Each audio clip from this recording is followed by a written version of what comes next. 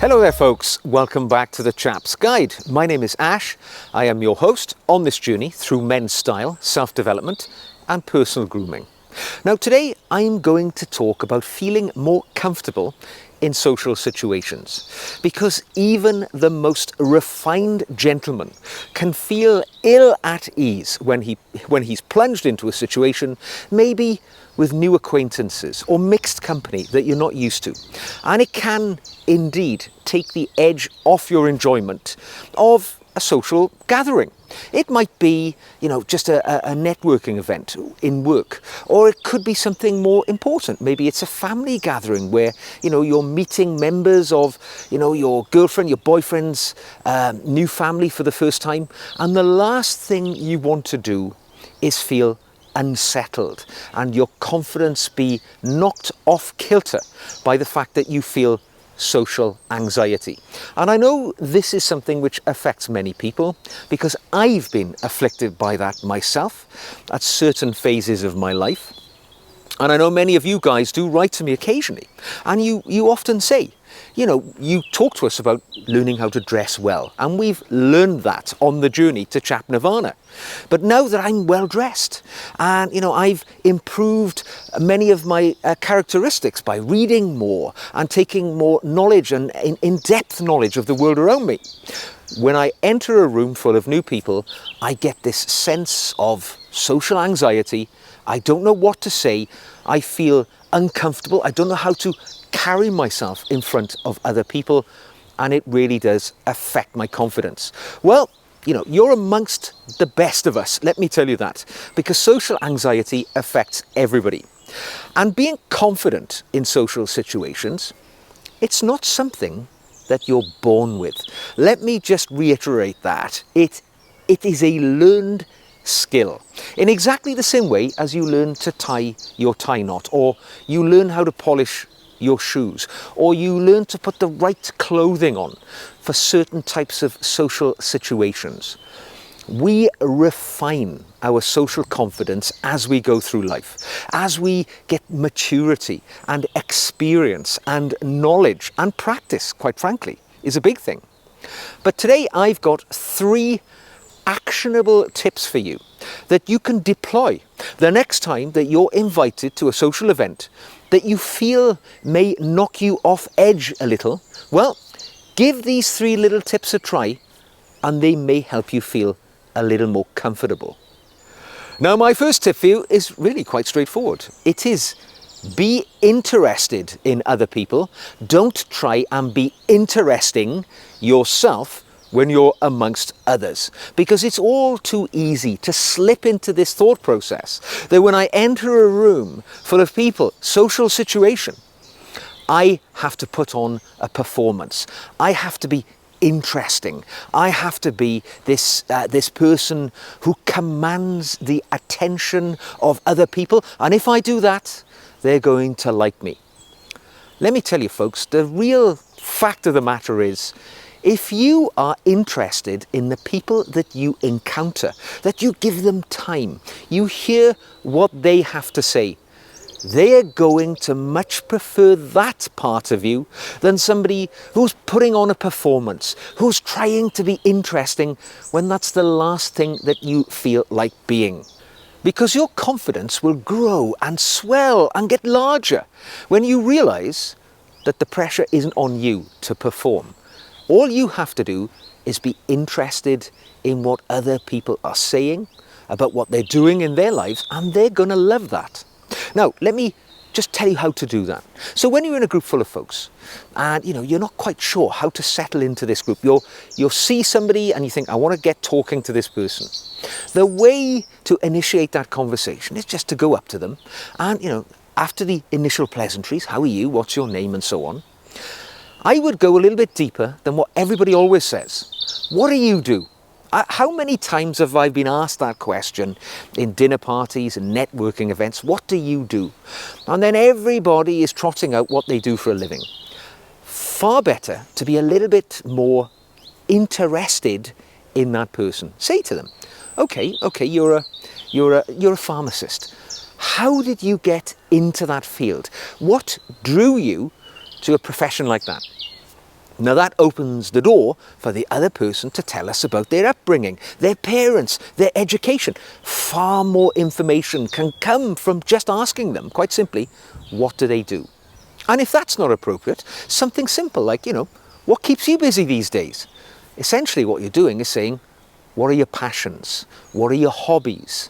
And people will normally be quite effusive because, quite frankly, people love talking about themselves. That's why this technique works well. You are allowing this person to tell us about themselves because, quite frankly, we are being interested in what they've got to say. And if all else fails, just ask them, have you got any plans to go on holiday this year?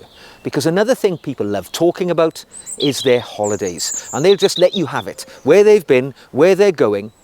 And if people feel heard and listened to and seen in a room full of people, because undoubtedly they're going to have a little bit of social anxiety too.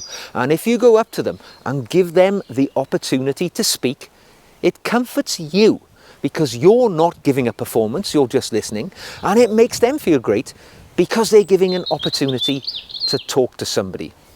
They're engaging. Their social anxiety decreases in exactly the same way as you will in this two-way interaction. So just remember, be interested. Don't try and be interesting. Now my next tip for you is somewhat easy to employ when you just think about this before you walk into a room. Because it's all about looking the part. That is the tip.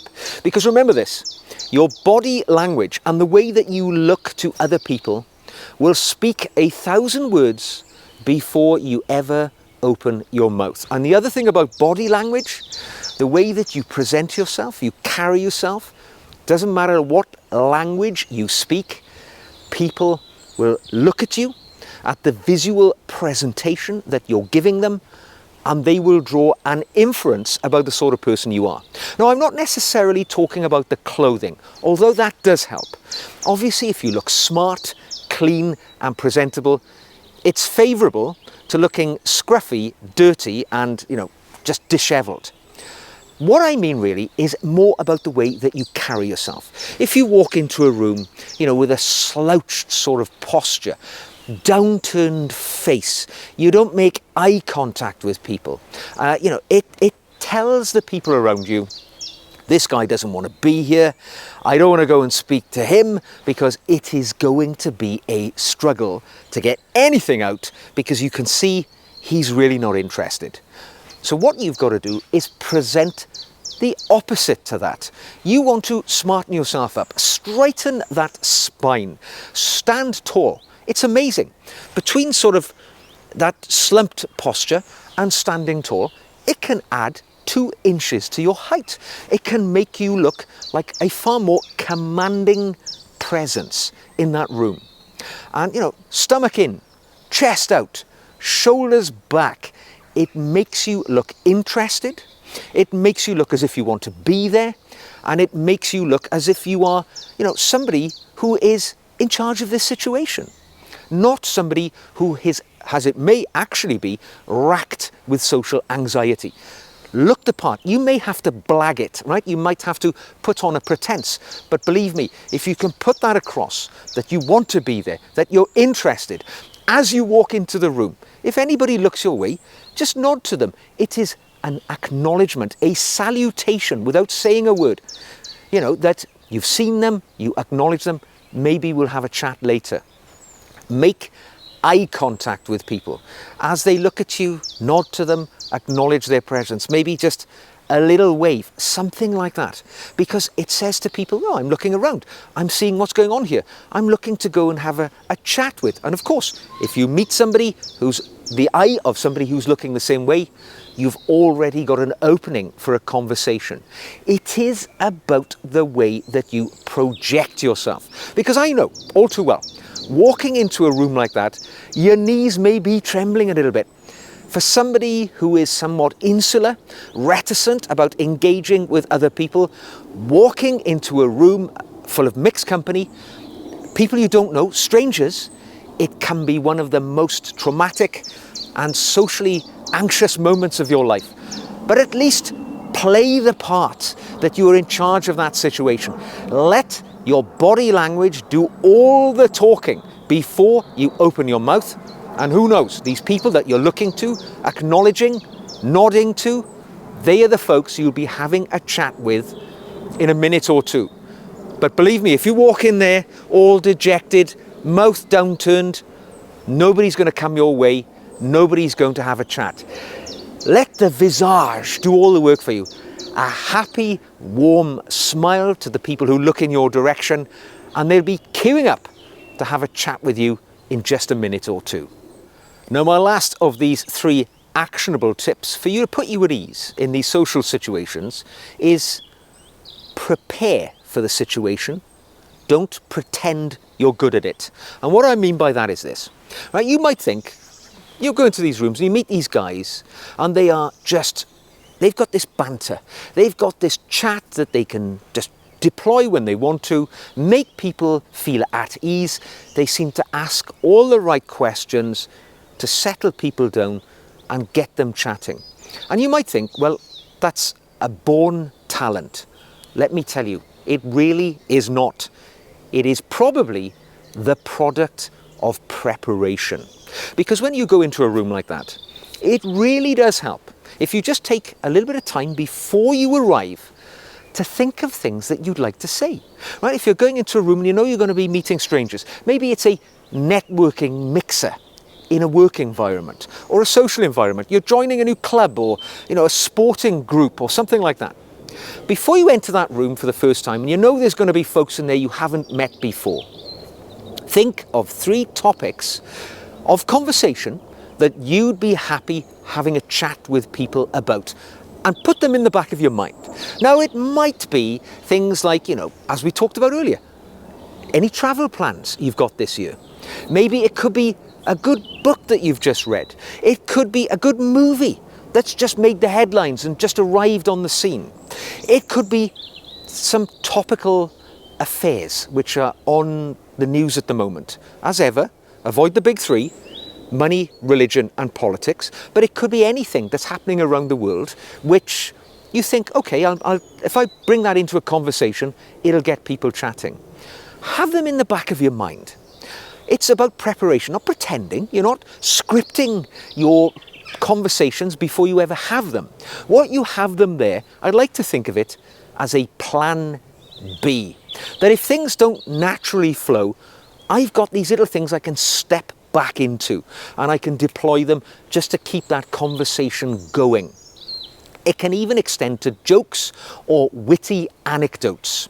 All right, if you think, okay, well, this is, we're having a few beers in this event, it's exactly the sort of situation where a gentleman can tell a few jokes, a few funny anecdotes to get things going. Think of them in advance. Put them in the back of your mind. If you're not very good at remembering things, save them into the Notes app on your phone. And if you have to, excuse yourself, go to the lavatory, freshen up, have a look at the notes on your phone and come back with that witty repertoire ready to hit these folks with. As I say, it's not unnatural. It is simply planning and preparation that makes you a good conversationalist. Now, my final thoughts for you today as I sign off is just remember, right? Social confidence is not about pretending to be something that you are not. It is about learning the skills and employing those skills to be the very best version of yourself when you find yourself in these situations, which will happen all the time. But remember, just a bit of planning, a bit of preparation, look the part, act the part, even if you don't feel like it, and you will find the ease that you're looking for. And just remember, every single one of us, even those who you feel are the most accomplished in social situations, these gentlemen it seems to flow from without any effort, we have all suffered the same crushing sense of social unease at some point or another. All we have to do is allow ourselves to refine those talents, those skills, to practice them, and we will get better. We will learn to deal with these situations, and we will feel comfortable within them with enough time and effort. It's a learned skill. You've just got to learn it. There we go. I hope it was useful. If it was, like the video, subscribe for more. And if you'd like to come on the journey with me to Chap Nirvana, learning these self-development tips for gentlemen, you can become a patron. And for a tiny fee each month, you can benefit from the additional videos which I make exclusively for my patrons every single week. So until the next time, take care, and I'll see you again, socially comfortable, very soon.